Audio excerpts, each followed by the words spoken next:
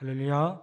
오늘 함께 예배하는 우리 모든 성도들과 또 이 자리에 함께한 모든 이들을 위해 하나님의 놀라운 은혜가 함께하기를 간절히 축원합니다. 우리 옆에 분들하고 한번 인사해 보겠습니다. 아마 코로나19 이후로 이렇게 한 자리에서 모여서 예배하는 게 많지 않았던 것 같습니다. 정말 오랜만에 이렇게 함께 예배 드리는데요. 옆에 분들하고 진심을 담아서 한번 인사해 보겠습니다. 참 반갑습니다. 참 한번 인사해 보겠습니다.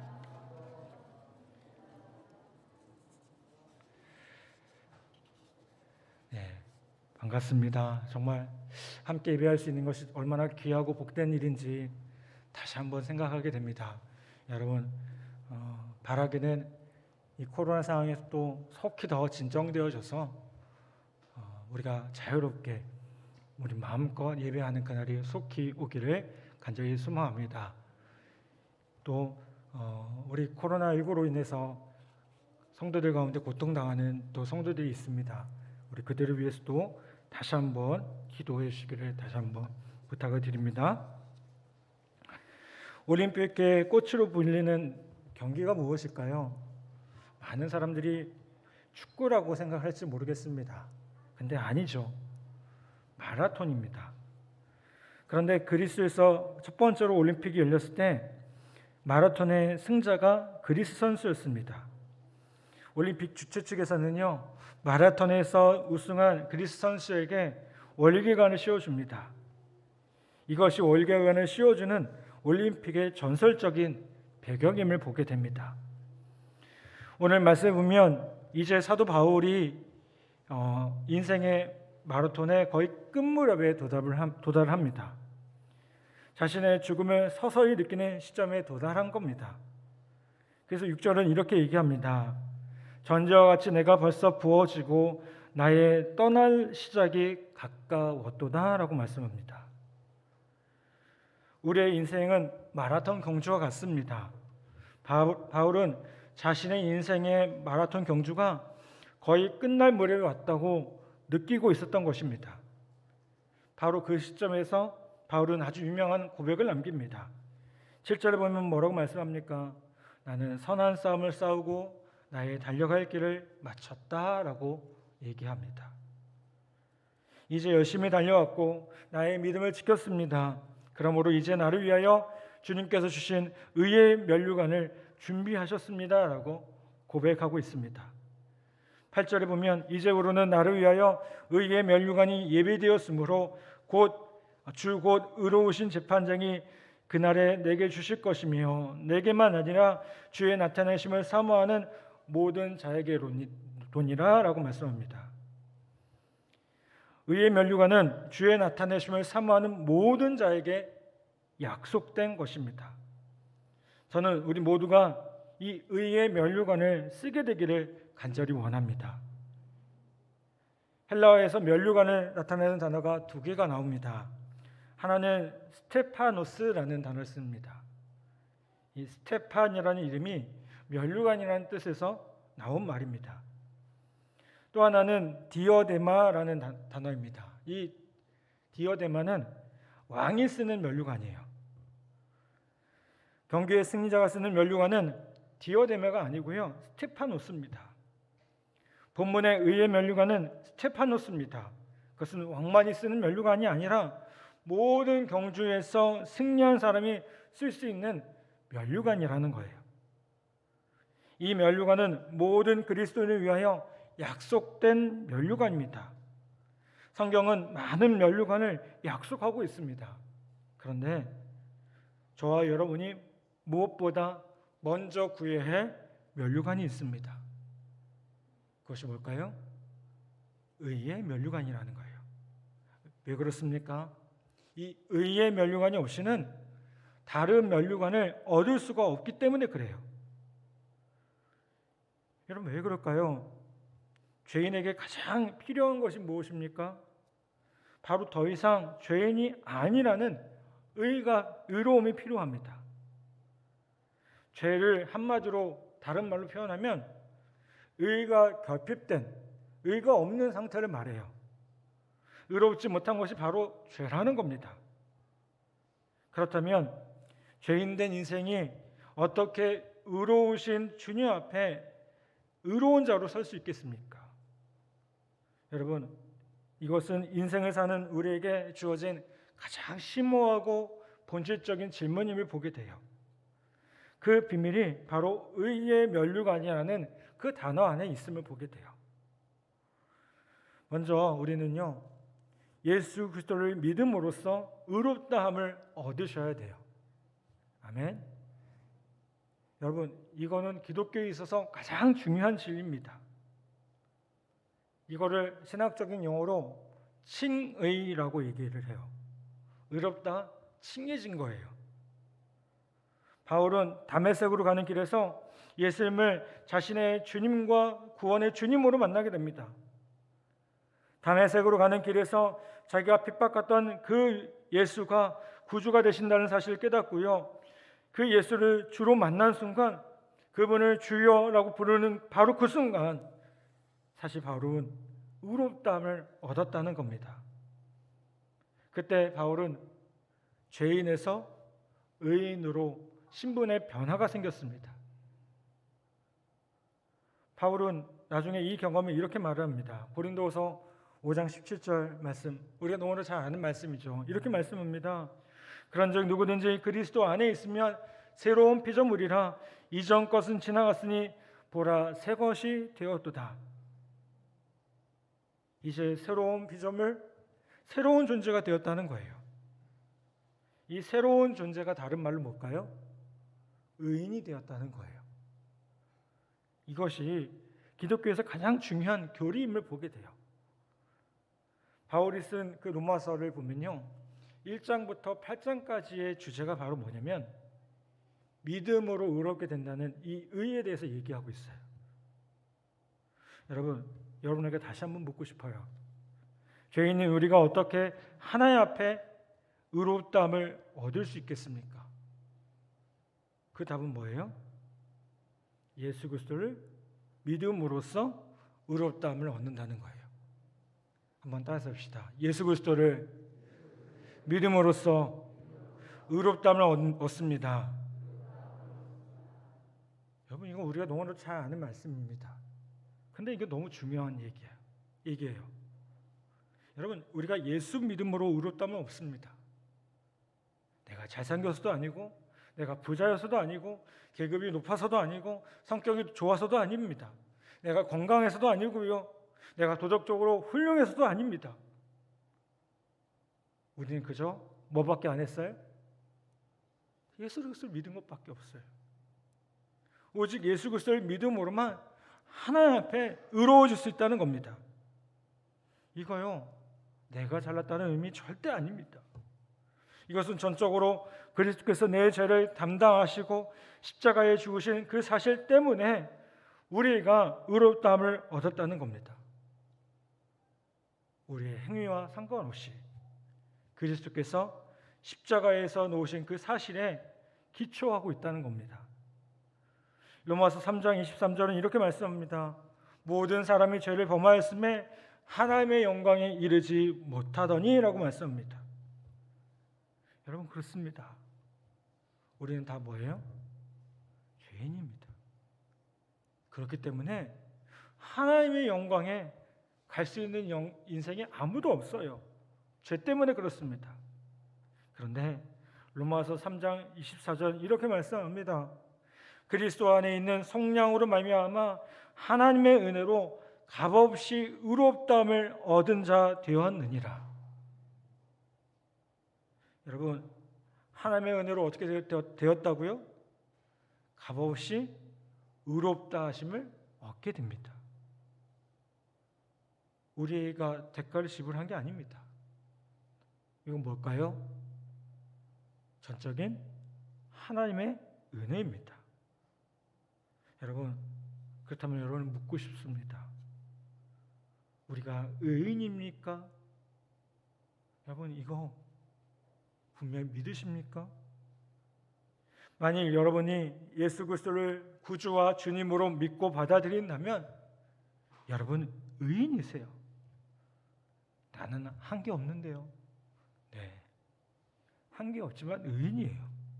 하나님의 은혜로 의인이 되었다는 겁니다.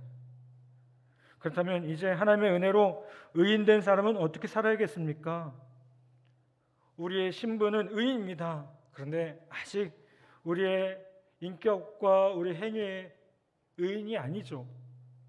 의인 딱지만 붙이고 있는 겁니다. 그렇다면 이제 우리의 인격에도 행위에도 의인이 되는 길을 걸어가야 된다는 겁니다. 제가 대통령 선거가 이제 끝나고 나면 대통령이 부임할 때 유심히 보는 게 있어요. 뭐냐면 그분들을 한번 보게 됩니다. 선거가 끝나고 새로운 대통령과 영부인이 나타나면 처음에 어떨까요? 좀 어색해요. 아니 그렇게 어색할 수가 없어요. 대통령은 그나마 나은데 영부인은 갑자기 이렇게 손을 들어서 이렇게 모습이 마치 그 미스 코리아 손 흔드는 거 비슷해요. 미스 코리아 절대 비교하는 거 아닙니다. 근데요, 이게 언제까지나 어색하지 않아요. 그렇죠? 한 1년쯤 지나면 너무나 자연스러워져요. 모습이 변해집니다. 마찬가지입니다. 하나님은 먼저 우리를 신분상 의인으로 바꿔주셨어요. 그 다음에 의인다운 의인으로 살라고 부탁하신다는 거예요. 여러분, 그러므로 먼저 우리가 예수 그리스도를 믿음으로 의롭다함을 얻는 우리 모두 되기를 간절히 바랍니다. 이제 우리가 예수 그리스도를 믿음으로 의롭다함을 얻었습니다. 그렇다면 이제 어떻게 살아가야 될까요? 예수 그리스도를 사랑하고 사모함으로 의의 길을 걸어가셔야 돼요. 여러분, 그러면 어떻게 가야 됩니까? 사랑하는 겁니다. 우리는 사랑으로 걸어가야 돼요. 주님은 상상수훈의 팔복에서 의에 줄이고 목마른 자는 복이 있다라고 하셨습니다. 여러분은 의에 줄이고 목말라 하십니까? 의에 줄이고 목말라 한다는 것은 구체적으로 어떻게 사는 것을 말합니까? 성경은 의의 기준은 바로 하나님이시다라고 말을 해요. 예레미야 23장 6절에 보면 이렇게 말씀합니다. 그날에 유다는 구원을 받겠고 이스라엘은 평안히 살 것이며 그의 이름은 여호와 우리의 공이라 일컬음을 받으리라. 하나님이 우리의 의가 되신다는 거예요. 예수님이 우리의 의가 되십니다. 그러므로 의에 줄이고 목말라 한다는 것은요, 하나님에 대해서 줄이고 목말라 하는 겁니다. 예수님에 대해서 줄이고 목말라 하는 것입니다. 그리스도를 목이 마르고 배가 고프도록 사모하는 인생을 살아야 한다는 것은요, 주님을 그렇게 사랑해야 한다는 것입니다. 사마리아 땅에 한 여인이 있었습니다. 이 여인은 정말 배고프고 갈증을 느꼈던 여인이었습니다.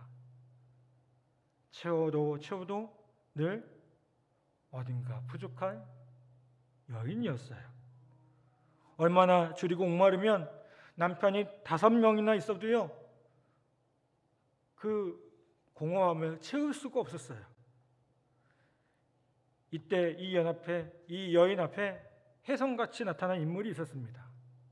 그분이 누굽니까? 예수님입니다.